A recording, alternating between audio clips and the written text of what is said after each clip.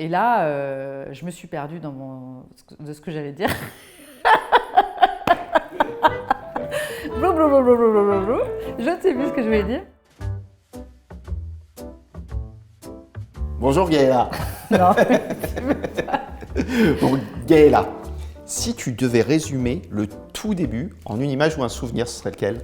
Alors le tout début, d'ailleurs, puisqu'on est à un tournage pendant 6 ans, ça va être la première photo des associés et à mon domicile que j'ai gardée et qu'on pourra même communiquer d'ailleurs, qui était notre première image publique en tant que fondateur de Théorème. Elle était sortie celle-ci? Elle était sortie une fois, je crois, sur les réseaux sociaux, ouais. Il ne faut pas la retrouver. Si. On n'a pas tellement changé, à vrai dire. Moi, j'ai une image. En fait, il faut rappeler au moment où on s'est créé, c'était le Covid. Et en fait, j'ai ce souvenir d'avoir quitté mon ancienne entreprise pour créer Théorème avec toi. Et 2 jours après, on est tous confinés. Et alors là, je m'étais dit, mais qu'est-ce que j'ai été bien en tant que salarié? Et ben non, en fait, c'était super.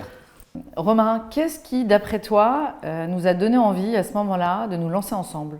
Je pense que ça a été un moment de croiser des chemins où toi et moi, on avait des perspectives nouvelles et nos caractères étaient très différents mais très complémentaires. Et je pense que ça a créé une belle association qui donnait envie de créer cette histoire. Ouais, moi, je crois aussi que notre maturité professionnelle est arrivée à un moment où on pouvait le faire, en fait, surtout. On l'a fait d'ailleurs sans difficulté, sans peur réelle du projet qu'on avait. On s'est dit à ce moment-là que, en gros, on savait faire le job et pourquoi pas le faire pour nous, en fait, tout simplement. Et on n'a pas vraiment eu d'anxiété ou d'inquiétude ou même de questionnement par rapport à ce projet à ce moment-là. Et au départ, toi, tu savais ce que ça allait devenir? Alors, pas du tout. Mais vraiment pas du tout. Encore une fois, j'avais zéro peur. Je savais que voilà, chacun d'entre nous savait faire le job. Me dire que 2 ans plus tard, par exemple, il y aurait un tel succès, par exemple, sur notre premier véhicule, j'en avais absolument pas conscience à ce moment-là. Je suis d'accord avec toi. On ne pouvait pas imaginer ce que ça allait devenir. Par contre, je crois qu'on avait cette conviction de se dire qu'on ne pouvait pas se rater. Non, c'est clair. Je pense qu'on n'a jamais eu d'inquiétude sur le fait de réussir à bâtir cette société de gestion et parce qu'on croyait aussi fondamentalement à nos stratégies et à l'accueil qu'elles allaient recevoir en fait sur le marché à ce moment-là. C'est à toi. Alors les premiers mois, on pourrait dire même jusqu'à présent d'ailleurs, c'était plutôt excitation ou stress? Excitation, sans hésitation. Je crois qu'on a débordé d'idées, peut-être un peu trop à certains moments, mais ça nous a vraiment créé une émulation qui a été très forte. On avait du temps, hein. C'était période de Covid, on a passé beaucoup de temps à échanger, à réfléchir, à bâtir cette structure. Et ce moment qui a été un petit peu hors du temps, a été un moment très fort, je crois. Alors, moi, je suis d'accord, l'excitation était de mise, mais on avait aussi beaucoup de périodes de calme. Le Covid a beaucoup participé en fait, au tout début de Théorème. On a quand même pu construire notre dossier d'agrément à l'époque avec l'autorité des marchés financiers, mais on oscillait entre période de calme et de réflexion et période de grande excitation. Ce qui est sûr, c'est que du premier jour de Théorème jusqu'à aujourd'hui, on a été dans une forme d'excitation permanente que Romain pourra décrire tout à l'heure différemment de moi, mais qui ne s'est jamais arrêtée en fait depuis la création de Théorème. En tout cas, jamais vraiment d'inquiétude ou d'anxiété, juste un travail et le fait de devoir parfois évidemment faire face à des périodes plus compliquées, mais qu'on a évidemment traversées sans grande difficulté. Mais d'ailleurs, il y a un moment où tu t'es dit « ça y est, on y est ». Moi, il y a pas un moment, il y en a 2. Comme nous construisions à l'époque un fonds d'assurance vie, on devait avoir le soutien des compagnies d'assurance. Donc la première, on va dire, nouvelle incroyable et qui m'a fait dire oui, bah, c'est bon, c'est ok, c'est le premier assureur quand même, qui nous a soutenus et qui nous soutient encore d'ailleurs. Et la deuxième phase, c'est les 100 premiers millions, je crois, sur notre fonds Pythagore, où là je me suis dit, bon, bah, déjà avec 100 millions, on va pouvoir faire quelque chose. Et c'est parti, quoi. Ouais. Moi, mon souvenir, ce moment où je me suis dit, ça y est, on y est, ça devient concret, c'est l'agrément AMF. C'est quand même un élément très important dans notre secteur. On a travaillé, on l'a eu assez rapidement, je crois, et c'est à partir de ce moment-là que tout se déclenche, que tout se met en branle, et donc ce moment pour moi est un moment qui a été très fort. Enfin, moi, cette période-là n'a pas été marquante dans la mesure où la partie, on va dire, plus contractuelle de cet agrément me paraissait pas quelque chose de compliqué à traverser. Parce qu'on est des gens sérieux, parce qu'on incarne le côté réglementaire dans nos vies. Ça fait partie d'ailleurs des choses qui nous ont réunis pour bâtir Théorème. Donc moi, c'est vraiment la partie business qui après, et le développement qui m'a fait dire que bon, c'est bon, on y était et c'était le début d'une grande aventure en fait. Alors, une anecdote des débuts qui te fait encore sourire? Ah oui, il y en a une qui est exceptionnelle et j'ai gardé des vidéos de ce moment. C'est quand on a déménagé de la rue du Zez. Donc on était encore à l'époque avec une équipe, je sais pas, d'une douzaine de personnes.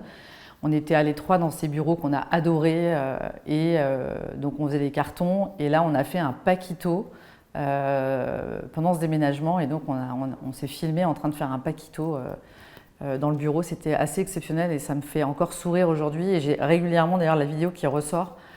Donc c'est le moment vraiment très drôle de ce déménagement et de la vie de Théorème. Alors sur les anecdotes, est-ce que tu te souviens des discussions qu'on a eues sur le nom de la société? Ah oui, ça je m'en souviens. Je m'en souviens tellement bien que en fait le jour on va dire où on a décidé du nom de Théorème, c'était le dernier jour que j'avais donné. Et après on prenait le premier nom qui venait quoi. C'est-à-dire que ça aurait pu s'appeler Croquette Capital ou voilà. Ou Noisette Capital. Ou Noisette Capital, qui était une idée de Romain absolument exceptionnelle. Je ne sais pas si on aurait la même trajectoire en s'appelant Noisette Capital d'ailleurs. Et là, je suis dans le bureau avec un de mes associés et le nom me vient, mais vraiment de manière complètement soudaine. Évidemment, il coche, enfin si on voit aujourd'hui les compliments qu'on a eus depuis, il coche toutes les cases. Donc je vais voir individuellement chacun de mes associés pour leur dire ça y est, j'ai trouvé le nom, etc. Et c'est le seul nom, évidemment, qui a fait l'unanimité. Et donc, on l'a tout de suite embarqué. Et d'ailleurs, on a déposé les statuts, etc., dans la foulée. Voilà. Et c'était il y a 6 ans. À quel moment as-tu senti que l'aventure prenait une autre dimension? Alors, je disais tout à l'heure, les 100 millions, c'était incroyable. Mais ce que je retiens surtout, c'est la notoriété de Théorème assez rapide. En fait, je me suis dit, les gens commencent à parler de nous beaucoup. Il y a un vrai attrait sur notre stratégie. Et là, en fait, ça a pris vraiment une autre dimension. Et notamment, au début, on n'est pas quand même très, très bien accueillis. Enfin, il faut quand même revenir un peu en arrière. On est âgé en âge et en expérience, mais on est tout jeune en société de gestion. Certains de nos confrères nous disent qu'on est complètement dingue d'avoir créé une société de gestion. Maintenant, il y en a... je ne sais pas combien qui sont créés chaque année, mais à l'époque, il y avait très très peu de sociétés de gestion qui demandaient un agrément grand public comme nous. Et donc, je me suis dit, les gens commencent à beaucoup parler de nous, on a beaucoup de compliments, là où, évidemment, dans nos débuts, ce n'était pas forcément le cas, et les gens nous disaient qu'on était à moitié fous d'avoir créé une société de gestion. Et c'est à ce moment-là, et évidemment, c'était couplé à la croissance des encours sur notre fonds, que je me suis dit, ah, quand même, on est en train de faire quelque chose, un truc plutôt sympa. Cette croissance des encours, effectivement, elle a été phénoménale et je ne pense pas qu'on pouvait s'en douter à l'origine. Ça prenait une dimension positivement, mais on en reparlera. Ça monte vite, ça peut baisser aussi. Exactement, d'ailleurs c'est quelque chose que je disais souvent, on n'est pas arrivé, on est un acteur qui débute et il faut rester humble dans ces périodes-là. Donc on le vivait évidemment positivement, on avait un bon accueil, nos partenaires nous faisaient confiance, la stratégie rentrait parfaitement dans leurs besoins dans les contrats d'assurance vie et plans d'épargne retraite, mais on ne sait jamais ce qui peut se passer. Et c'est là où Romain, dans son savoir-faire, notamment en matière de structuration, a joué un rôle capital sur ce qu'on a pu traverser évidemment après. Et c'est aussi dans ces moments-là qu'on doit être présent et je pense qu'on l'a été. Alors qu'est-ce qui t'a le plus porté pendant cette période ? L'équipe et encore une fois l'accueil qu'on recevait auprès de nos partenaires, le fait que notre stratégie répondait à un besoin. En fait, ce qu'on fera toujours, hein, d'ailleurs, sur les fonds qu'on a ensuite créés, c'est d'essayer de s'ancrer évidemment dans l'offre de nos partenaires et de voir l'accueil de ces mêmes partenaires, c'était assez fabuleux. Mais on a eu une équipe initiale très loyale qui nous avait, pour certains d'entre eux, accompagnés dans d'autres aventures. Et c'est ça, moi, qui me portait. Et il fallait vraiment avoir le courage parce qu'on était quand même une équipe réduite. Dans l'activité que je dirige, ça veut dire beaucoup d'activités, beaucoup de déplacements, beaucoup de réveils très tôt, etc. Et donc, voilà, on était emmenés dans cette vague très positive. Je pense que c'est vraiment une fierté d'avoir, je suis d'accord avec toi, créé cette équipe, ce socle de personnes qui nous accompagnent. Mais c'est aussi une fierté de voir comment la marque a été reconnue assez rapidement dans le marché. Elle a été positionnée plutôt haut de gamme. Elle a transpiré les valeurs que l'on voulait donner à notre société. Et ça, c'est une fierté parce que je crois, on n'a jamais dévié de nos valeurs. C'est clair, en fait, l'association initiale, elle était basée sur notre complémentarité, mais aussi les valeurs socles qu'on a, en fait, qui ne sont pas des valeurs professionnelles, mais des valeurs humaines. Et ces principes et ces valeurs, même si c'est compliqué sur le marché qu'on vit aujourd'hui de ne pas en déroger, on est resté évidemment ancré dessus. Et sur la durée, bien entendu, nos partenaires le ressentent très fortement et c'est pour ça qu'ils continuent à nous suivre, à nous accompagner, à nous faire confiance. Et ça, pour nous, c'est impossible d'y déroger en fait. Alors dans notre aventure, Gaëla, je crois qu'il y a un moment dont on doit absolument parler, c'est l'année 2023. Le marché s'est tendu. Et comment toi, tu l'as vécu? Alors, moi, je l'ai vécu évidemment de manière très douloureuse les quelques premiers mois parce qu'en fait, on a un véhicule qui a une valeur à l'euro immédiate en fait, donc qui imprime les baisses de valeur. À ce moment-là, il faut regarder un petit peu dans le rétroviseur. Personne n'a encore baissé ses valeurs, ni sur des SCPI, ni même sur des véhicules en unité de compte dans l'assurance vie. Et nous, on est quasiment les premiers à le faire. Et là, c'est vraiment une période où on va recevoir des messages beaucoup moins positifs que ceux qu'on vient d'évoquer. C'est dur pour moi, mais j'ai une bonne résistance à la frustration et je sais plutôt répondre. Mais ça a été très dur aussi pour mon équipe qui, pendant près de 5 mois, a reçu des messages vraiment pas très agréables. Jusqu'au moment où, bien sûr, tout le marché va les imprimer, ces baisses, et que ça va devenir plus général. Et que, bien sûr, tout ce qu'on a pu essayer de transmettre avec pédagogie pendant, on va dire, 5 à 6 mois, devienne une réalité. Et là, on est ressorti plus positivement de ce lot. Mais ça a été très difficile, d'autant que nous, on savait qu'on faisait très bien le travail, qu'on était sérieux, rigoureux, qu'on fait ce qu'il faut faire au moment où il faut le faire. Et cette période a été vraiment difficile humainement pour ces raisons. Ouais. Cette dichotomie entre la façon dont on porte les sujets, on voit les difficultés arriver, on essaie de les gérer au mieux, et la vision qu'en a le marché, les commentaires qu'il y a eu sur les réseaux sociaux, les commentaires globaux que l'on a eus, ça a créé une vraie différence. Et c'est ça, je trouve, qui a été le plus difficile parce que je crois qu'on s'est battu pour nos clients, pour nos investisseurs, pour nos distributeurs. Et malheureusement, le marché n'est pas avec nous. Et derrière, on doit répondre toute la journée à des objections malgré tout ce qu'on fait pour nos clients. Oui, en fait, le marché peut accepter des baisses de valeur sur à peu près toutes les classes d'actifs. Mais je crois qu'en France, on ne peut pas accepter de baisse de valeur sur l'immobilier. C'est vraiment la leçon à retenir de cette période. C'est que même encore aujourd'hui, et même si beaucoup de partenaires ou d'épargnants savent que le marché a baissé assez globalement partout en Europe, ce n'est pas pour autant qu'ils acceptent que ça puisse baisser dans leur épargne immobilière. Et ça, c'est vraiment très fort. Et c'est pour ça, je pense que la violence est plus élevée quand on baisse en immobilier. C'est parce qu'en fait, les gens sont encore plus attachés à l'immobilier qu'ils peuvent l'être dans d'autres classes d'actifs aussi. Et toi, alors, cette période, ça t'a appris quoi ? Ça m'a pas appris quelque chose parce que je le savais déjà, mais que j'ai une vraie résistance au stress, à la frustration. Par contre, ça m'a fait découvrir que mon équipe avait également cette très bonne résistance au stress, à la frustration, et l'a vécu de manière très positive. C'est-à-dire qu'aujourd'hui, On ne va pas dire qu'évidemment on regrette cette période, on est content qu'elle soit derrière nous, mais intellectuellement c'était fantastique. Ça nous a permis vraiment, encore une fois, de nous démarquer. Alors, on a encore cette image très institutionnelle, très haut de gamme et très pédagogique qu'est Théorème. Et c'est vrai que c'était passionnant parce qu'on a pu apporter de la valeur, expliquer comment les fonds étaient structurés, ce qui se passait sur le marché, mais de manière vraiment très approfondie par rapport à ce qu'on fait d'habitude, où en fait les gens ils voient un fonds immobilier, ils ne posent pas tellement de questions, on raconte l'histoire d'un actif et en fait on arrive à convaincre. Là il fallait vraiment faire évoluer intellectuellement nos partenaires sur des choses qu'ils ne regardaient même pas avant et c'était vraiment passionnant. Donc en fait c'est de grandir sur la pédagogie, d'arriver à asseoir en fait nos partenariats sur cette base et non plus sur un produit. Donc c'était génial. Ce que moi ça m'a fait apprendre, c'est la capacité qu'ont eu nos équipes à nous soutenir, à être derrière et à répondre aux besoins, à travailler dur parce qu'on a été harcelé de questions. Il a fallu qu'on trouve et qu'on imagine des solutions, que ce soit pour nos partenaires assureurs, pour nos partenaires distributeurs. Il a fallu qu'on ait une transparence et je crois que les équipes ont toujours joué le jeu pour accompagner tout le monde au mieux. Et ça, c'est vraiment quelque chose qui a été fort, de se dire que la transparence, elle est importante et probablement qu'à terme, on arrive à passer plus de messages quand on a été transparent. Et on a anticipé en plus ces relations pour être au maximum transparent avec nos partenaires, notamment assureurs.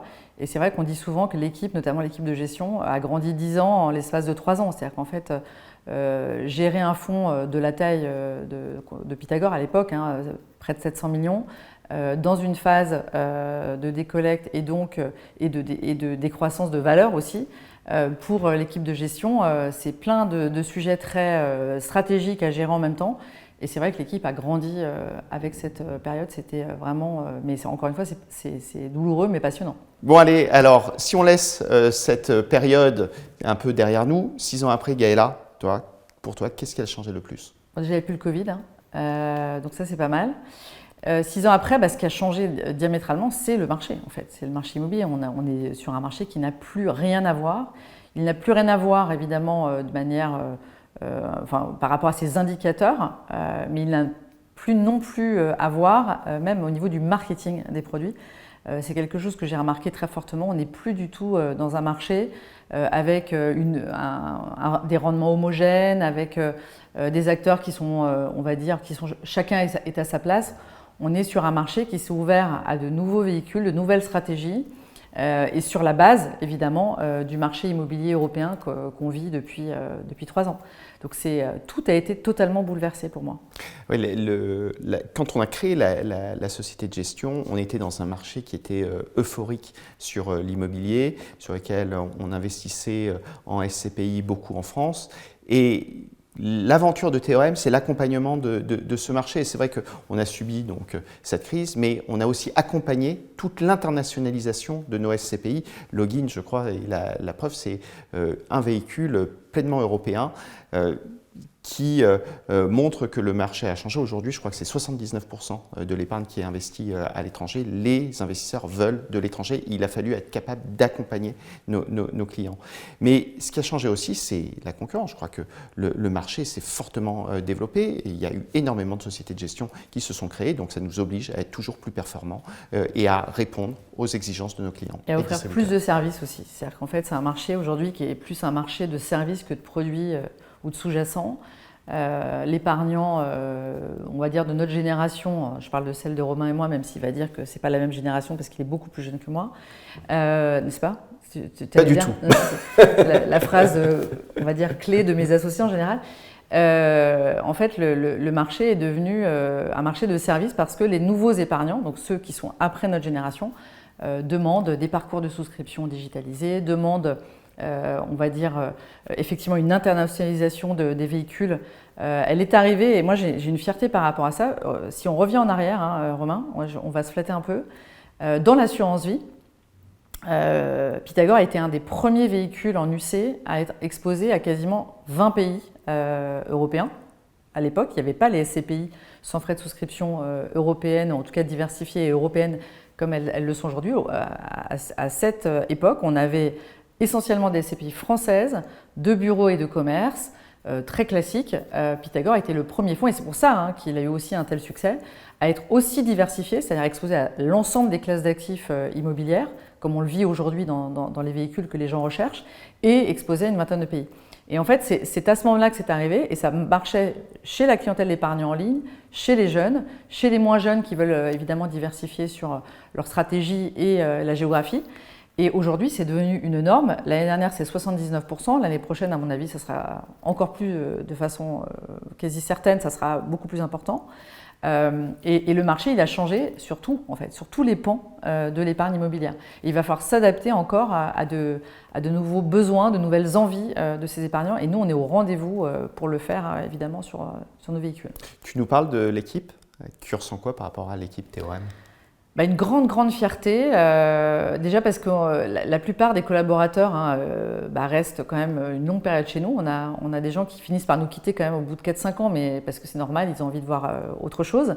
Mais en général, les gens restent chez nous, ils sont bien, il y a une ambiance qui est fantastique et un peu connue, on est des gens proches les uns des autres. Et surtout, on a grandi avec eux en fait. C'est-à-dire qu'eux ont grandi, mais nous aussi on a grandi avec eux. Ça crée vraiment, évidemment, une ambiance de travail qui est très agréable et des collaborateurs qu'on a su accompagner aussi sur la durée. Aujourd'hui, on a une seniorité dans les équipes qui est très appréciable et qui nous permet à nous aussi de nous dégager du temps sur des sujets plus stratégiques. Donc, c'est vraiment chouette. Ouais, je crois qu'on peut vraiment leur dire merci. Ouais. Alors, question, si tu devais parler de moi, qu'est-ce que tu dirais ? Il me faudrait 2 heures, Romain, je pense. En 3 mots. Non, mais déjà, je pense que, d'ailleurs, on parlait des collaborateurs, les collaborateurs le savent très bien, on est hyper complémentaires. Et donc, pour eux, ça les rassure beaucoup de savoir que tu vas savoir me calmer, mais je vais aussi pouvoir t'impulser des idées, même si parfois ça peut être très directif ou un peu trop dynamique. Mais en tout cas, je vais impulser quelque chose et ça va faire changer les choses.